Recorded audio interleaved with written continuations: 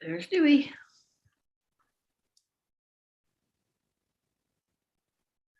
Hi, sorry about that. It's okay.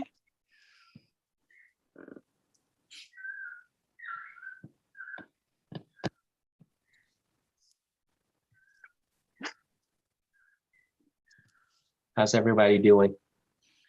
All Good. right. How about you? Good, thank you. Think we're ready to go. All right. So I will call this meeting of the Police and Fire Pension Board to order. Does someone want to read the land acknowledgement? I can do that. All right. The city of Albany recognizes that we occupy the land originally protected by the Confederated villages of Lejeune. We acknowledge the genocide that took place on these lands and must make strides to repay the moral debt that is owed to this indigenous people, specifically the Ohlone tribe. We thank them for their contributions, which have transformed our community and will continue to bring forth growth and unity. The city of Albany commits to sustaining ongoing relationships with the tribe and together build a better future for all that now make this their home. Thank you. So second is the consent calendar.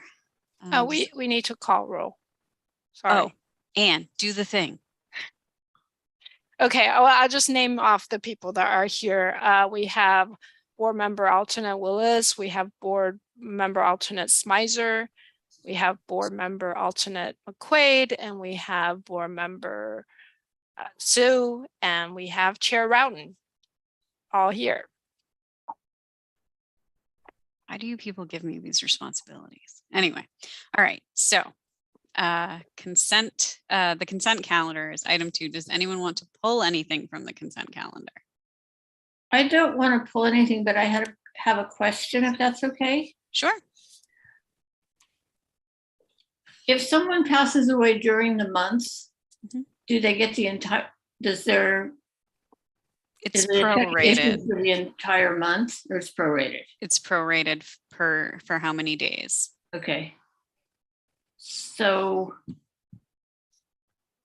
without doing the math, was on 2-3 was Archie Sterling's prorated 2, 3, his. for just September? Yep, let me just pull it up 1 second. Sorry, I didn't know how this worked, so I didn't do the math.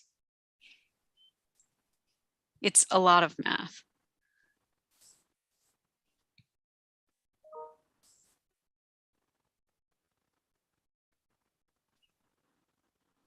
And it's a very big spreadsheet. Oh, I'm sorry. No, that's okay. And I think It he just died on the takes a 16th. Yeah, so 6, 7, and then Sterling. It was prorated. Perfect, thank you. Mhm. Then with that, I'll move. Is that a standard that has to be done? I know that Social Security does that. Is that by law something we have to follow and do? Yeah, it's what we've always done. I haven't necessarily looked into exactly why or how we've done it. So it's generally, I mean, so the pension benefit is paid for the person's lifetime. And so that technically ends in the middle of a month. So we'd prorate it to that. Right. Is the payment ever where they have to make a payment back? Because I know with Social Security, with the family member that passed away, the payment was coming and invested. Then eventually they had to pay back not only that month, but the month that they passed in because they didn't make it all the way. But at least we're prorating it. I know Medicare took away the whole month. No, Well- we prorate it. We have had the situation Yeah, where we okay. weren't informed that someone passed away and the state did have to pay back the portion that was paid out after the person passed away. But in general, we're informed fairly quickly. So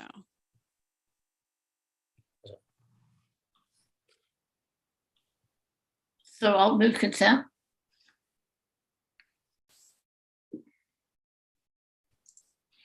I'll second.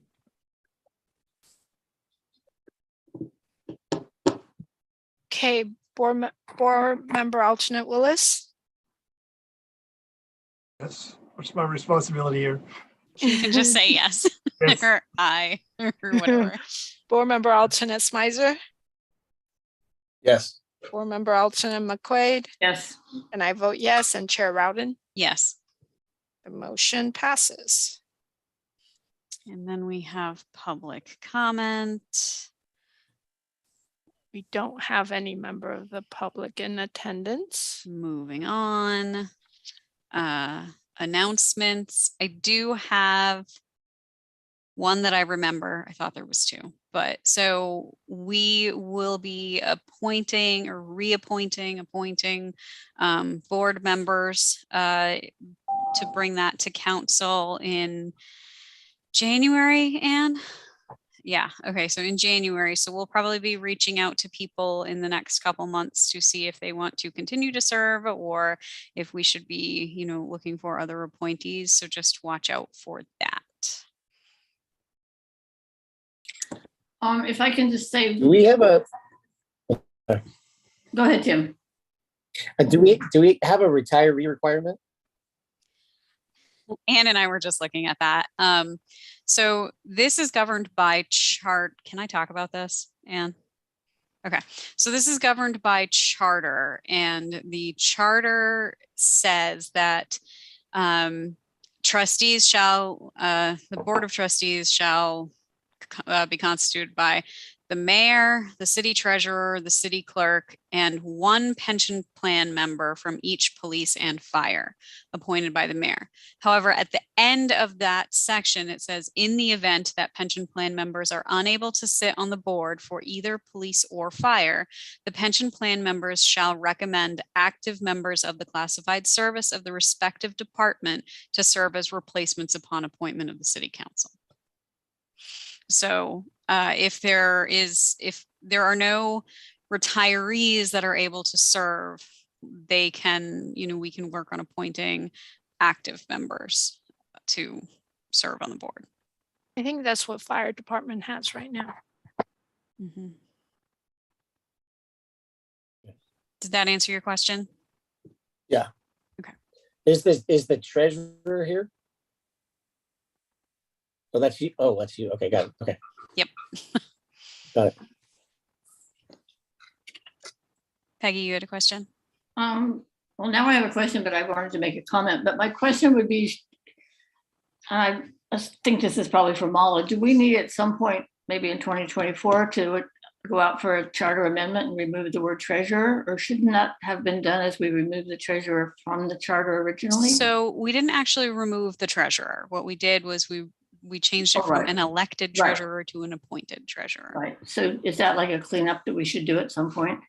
Not necessarily. I mean, I still technically hold the title of city treasurer in addition to whatever other hat I'm wearing. Or earphones that you may be wearing. What I just wanted to say is, obviously, this is my last pension board meeting. And I just wanted to say thank you to all of you that have been here, which I guess Anne and Heather and Dewey, especially you.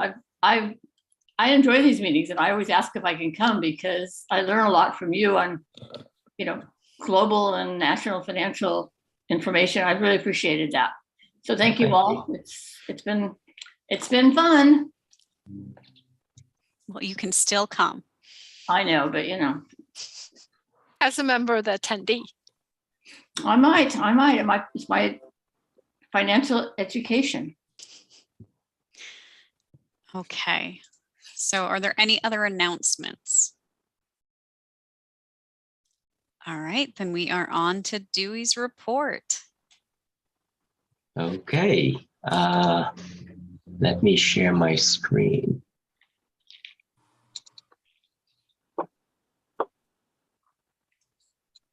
Can everyone see it all right? Okay. Yes. Okay, so as similar to previous quarters, we're starting with the asset allocation of the portfolio. Currently, there's close to $1.1 million in bonds, or 45% of the account. Stock about 54%, 1.33. Total is $2.46 million. This is as of the end of September, at the end of Q3 of this year. The change in value year to date. So we started the year at $3,576,000. The net withdrawal was $600,000 from the account. This year has been a challenging year, as you could see in terms of the market overall. The value of the portfolio dropped $554,000. So total return income received was 42,000, close to 42,000. So the total return was negative 512,000, leaving the balance of 2.463. This is the portfolio change or value change since inception. So this quarter marked the exact 13 years since we started managing the portfolio. The portfolio started with $10.9 million. Net withdrawal was approximately $14.5 million. The income received over the last 13 years, $2.28 million. And the gains from the investments close to $3.8 million. So total return slightly over $6 million. And net of the withdrawals, this is the balance at the end of the quarter. Moving on to investment performance over the last 3 years and since inception. As I mentioned, this year has been very challenging overall for the market. Portfolio return was negative 15%, 15.45%. Over the last 3 years, return was 2.28, and annualized since inception was 6%. So we talked about the actuary long-term expectation a few years back. It was, as we mentioned, or you and I discussed, Heather, it was in the 5% range. We discussed it's appropriate, and this is the reason, because we had enjoyed much higher than average or historical average performance the previous years. So if you put this year in perspective and look at the annualized since inception, the portfolio return has still been slightly higher than the projection for the actuary, long-term projection for the return of the portfolio. Going forward, we still believe that 5% is the appropriate expectation right now, with fixed income return closer to 5% or slightly over 5%. Equity return, total return would be in that range. So over the long, 3 year to 5 years or 10-year period, 5% would still be an appropriate guide that we look for. In terms of fixed income, this year has been very challenging for fixed income, specifically for the fund that the pension invested in. So the Dodge and Cox. So there were 2 funds that were the primary focus of the fixed income portion of the pension, the Dodge and Cox income fund and the PIMCO income fund, and they were both intermediate and longer term bonds. That was the expectation for the portfolio. As the bond yield was low, we had to extend, or the pension had to extend the duration of the bonds to earn more interest over the last 10 years. This year, long-term bonds return was very low as interest rate on long-term bonds increased. So it took a hit. Earlier in the year, as interest rates started to move, we exited the PIMCO bond fund and added shorter term bonds to the portfolio. So we added Vanguard short-term bonds to the portfolio. So that over the last quarter, the performance has been slightly better, but most of the downdraft happened in the first and second quarter. On the stock side, the only fund remains in the portfolio is the Dodge & Cox stock fund. Relative to benchmark this year, Dodge & Cox stock fund has done very well versus the Russell 1000 value, right in line with the Russell 1000 value, and much better than the S&P 500. This is as of the end of the quarter, the third quarter. For year to date, the S&P was down close to 24%. Dodge & Cox stock fund was down closer to 18%. Last 3 years, as a fund in terms of return on stock, the fund has done very well as well versus the benchmark. So do just about the same as the S&P and much better than the Russell 1000 value over the last 3 years. Average return since 2009, the fund returned slightly over 11%, which is very respectable over a 13-year period. If you look at the annualized return for equity, we had some international equity in the portfolio previously that averaged down the return for the annualized since inception closer to 10%. We exited international in the 2020 sell-off, and we never added back international in the portfolio. So that actually helped the overall return over the last 2.5 years.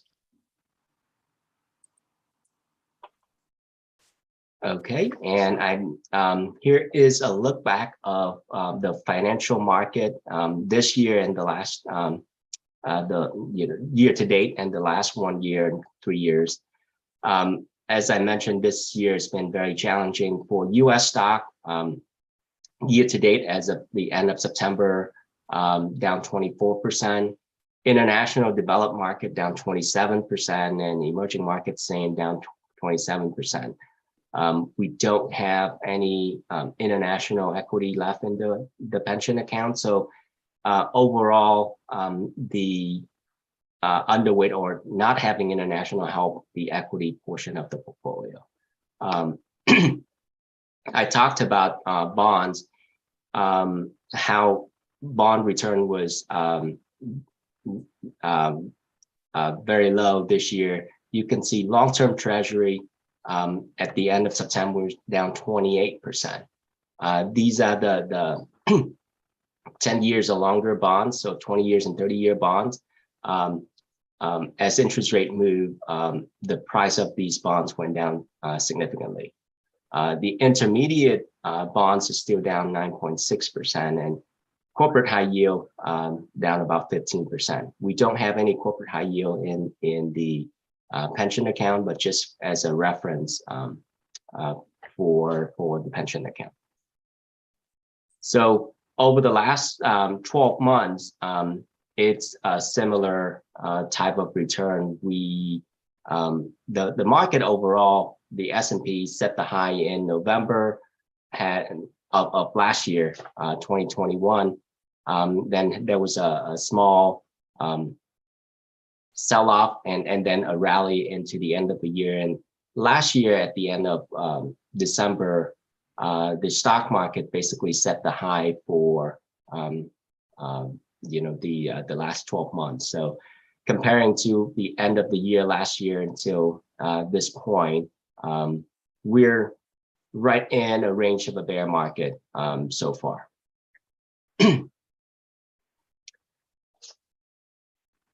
Our investment outlook for the fourth quarter going into the end of this year, we talked about our view the previous 2 quarters that inflation was continuing to move higher. Going into this quarter, we believe that there are signs that inflation has peaked. The real-time data shown that a lot of the inflation indicator have peaked. What is different or that what's different than what you see on the news is what the Fed is looking at. The Fed is looking at inflation readings that are lagging indicators, so it's not real time. So on those inflation reading that the Fed is paying attention to, the number continued to go up as far as September, and earlier this month in October, inflation was still very high. We believe that as some of the lagging indicators show up in the data the Fed is looking at, that could see that inflation start to come down. It doesn't necessarily mean going down. As consumer, we can still see that prices will still go up, but it's not at the same rate, and that's the key thing. Inflation was in the 8% range the previous quarters, at least in August and September and October. If it's going down to 7% increase, that is where the tipping point where inflation stopped going up at the same rate. That's what the market is looking for, and that's what the Fed is hoping to see with the rise in rates that they've been trying to fight inflation. The Fed going into this quarter has pretty much confirmed at their last two meetings that they will do everything they could to bring down prices to fight inflation, and that could mean at the cost of consumer demand, at the cost of employment. Right now, employment employment is very tight. So we have very low unemployment. That gives the Fed a little bit more room for them to be as aggressive as they need to be to fight inflation.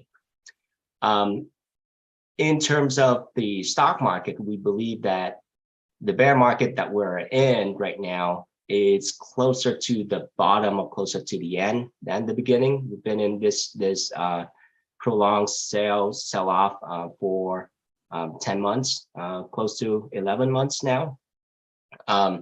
There are signs that things kind of bottom out. For basically, our view is we've been in this bear markets, the third phase of this bear market. The first phase was in the first 2 quarters of this year, where everything went down with the panic of rising inflation and the speed of rate change.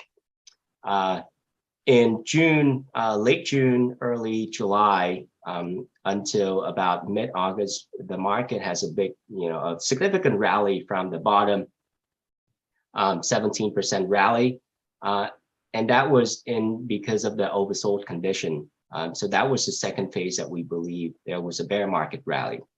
Now we're in the third phase, where back in September, early September, inflation reading was very high again, and the Fed came out and said they have to do everything they can to fight inflation. That took the market a leg lower and back to the low of June. We bounced right back as soon as the market hit the low or slightly over the low in June. The last week and a half or so, stock has gone up from the low. So that makes us believe that, there are two indicators that as soon as we hit the low of June and earlier October, there were buyers out there. So that gives us a sense of, going into the end of the year, there could be, the low that we had earlier in October could be the low for the year.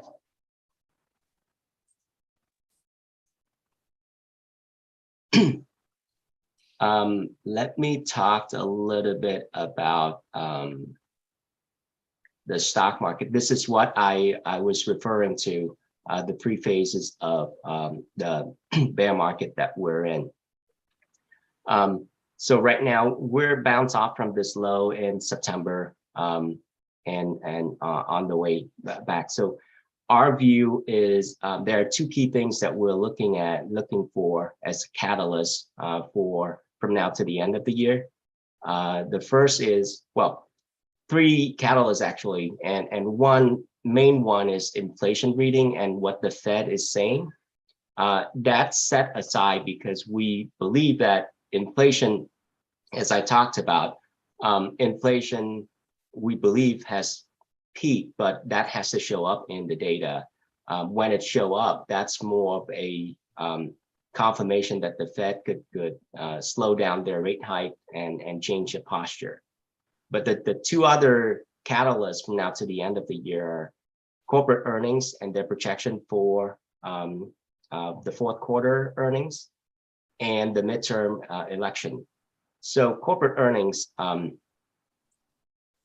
we've seen companies guide corporate earnings for the third quarter down. Earnings so far in this earnings season has been in line with, for the most part, in line with expectation. There were some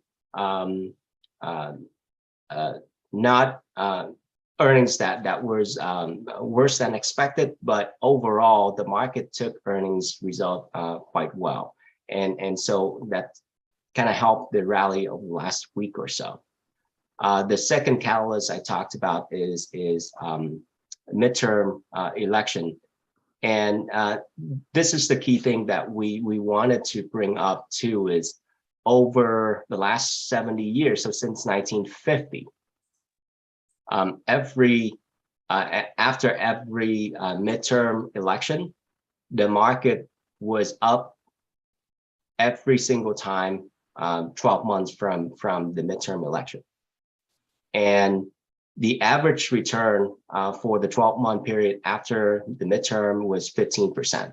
The lowest was single digit in 1986. For the most part, the return has been in the high single digit to about 15% average. So that's, even though it doesn't mean that this time it won't be different, but there are enough historical data for us to feel comfortable, and especially when we're going into a midterm election with the S&P down about 20% for the year from the high, the likelihood of market returning positive over the next 12 months is significantly higher than if we were just going into the high. So this is not necessarily something that we look for as a result of the midterm election, but as a confirmation that there are an event that we can move past and look forward to positive return for the markets. And so in summary, our global view, we still believe that for stock, volatility still remains.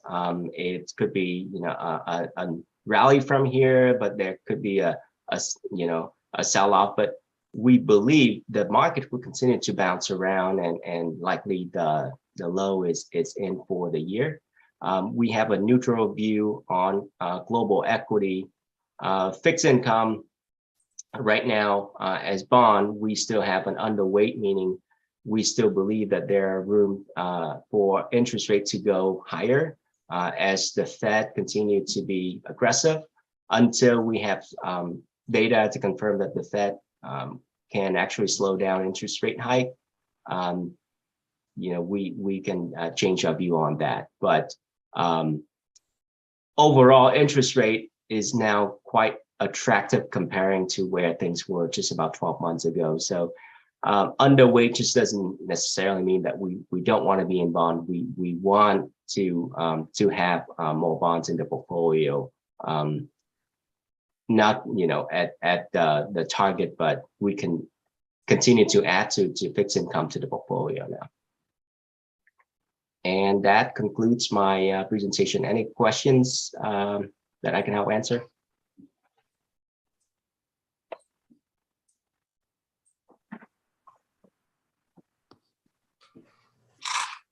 Well, thank you. All right. Thank you so much. Just right on time, 3:30. All right. Thanks, Dewey. Thank you. And I look forward to seeing everyone at the next quarter meeting. I hope to see you there too, Peggy. You may or may not, but You never know. yeah, I enjoy having you at the meeting or talking with you. So appreciate it. Thank you. Thank you. All right, so the next, and there's no public for public comment. So the next item on the agenda is 6-1, the approval of the November 2022 rate changes for PD disability retirees. The disability retiree payments are indexed to current MOU adjustments. The APOA has an adjustment that is effective 11/14. And so there are 3 PD disability retirees that will have rate changes associated with that. And so this is just the approval of those changes. Does anyone have any comments or questions on this?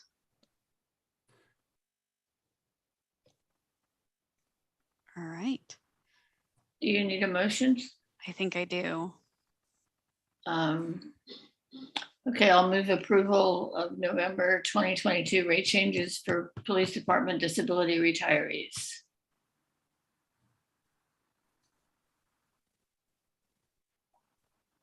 I'll second. You can unmute faster than I can. Oh, I never muted myself.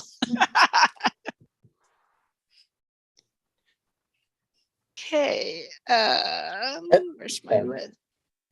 Does somebody have a question? I have a question, but I don't know if I'm on the right bullet point for it. But earlier you showed the amounts of the pension fund and it went back quite a ways. I don't know what slide it was. And I think it was Heather's. I don't think it was Dewey's, but it kind of showed initially how the size of it was and what it is now. Was that you, Heather, or was that in Dewey's presentation? That was Dewey, and the fund started with 10 million. It's gained, we've taken however much out, and now it's down to 2.4 million. And is that just looking at it? It's still collecting with the tax, with the pension override tax that's still occurring.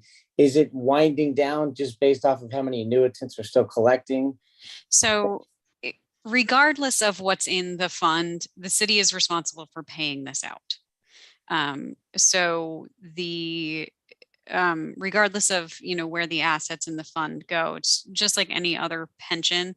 There's, as part of the annual audit, which will come to you guys maybe the next meeting, maybe the meeting after, depending on when we get it done, we get an actuarial valuation done. And the actuarial valuation takes into account, how many people are in the plan, what life expectancy is, how much the historical increases have been, how much they anticipate increases being, to basically say, okay, we think over the life of all of the retirees and their beneficiaries, you're going to owe this much money, big chunk of money.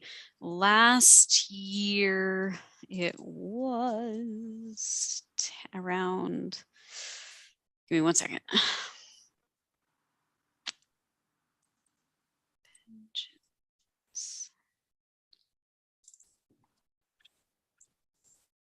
Almost there.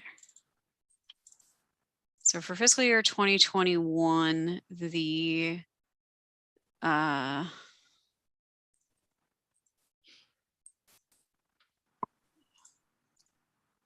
here we go.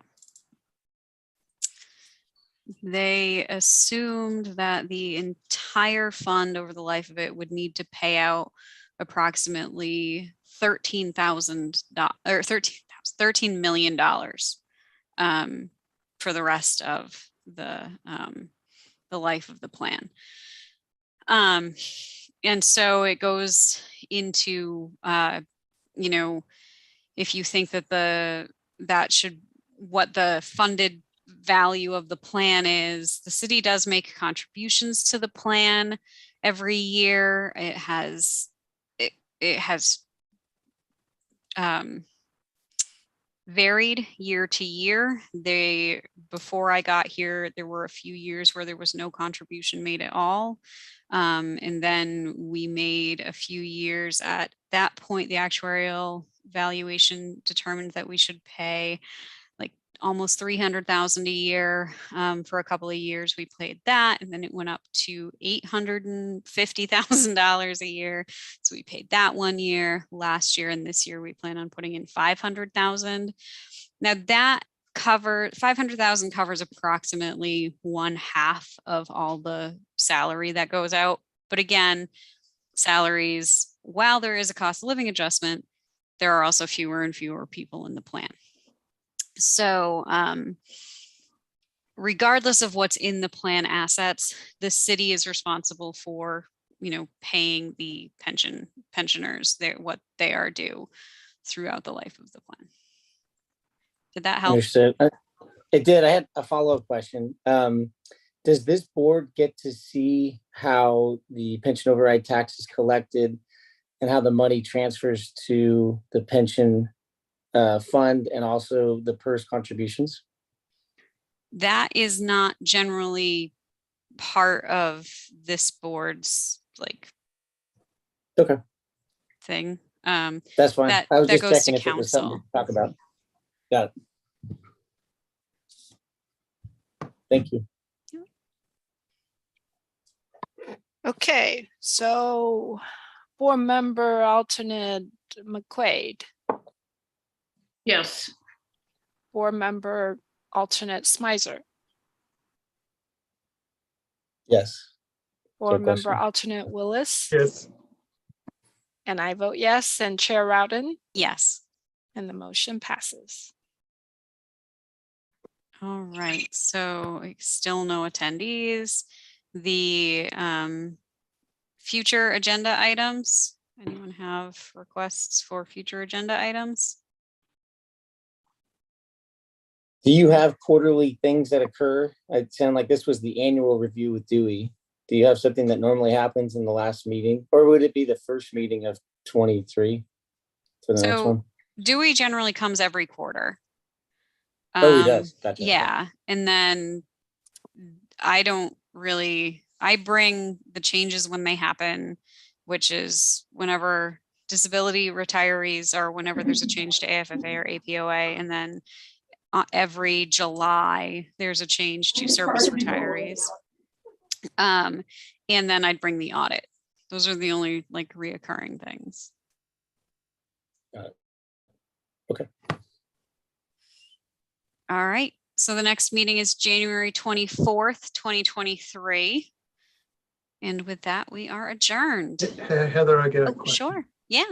I believe Dave Bellman was a member. Was he the member for us?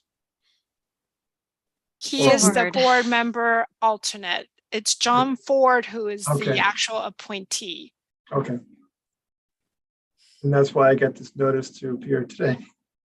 And again, we will reach out over the next couple months to confirm that people, if they want to be reappointed, if we need to, find new appointees. So yeah. For fire department, and so it's myself, Captain Barry, Captain Weitzel. Is there anybody else that's on the list? I think there's James Murphy. Oh, okay. So James Murphy is Chief Boydo on it? Nope. He, not on I it. believe he asked to be removed. Got it. So there's 4 for fire. Got it. Yeah, it's usually 1 appointee and 3 alternate. Perfect. Who is the appointee then? Believe it's Weitzel. I think Weitzel. so. Perfect. Okay. Just thank you for educating me. Yep. Okay. Okay. All right. Thanks, everybody. Bye-bye. Yeah.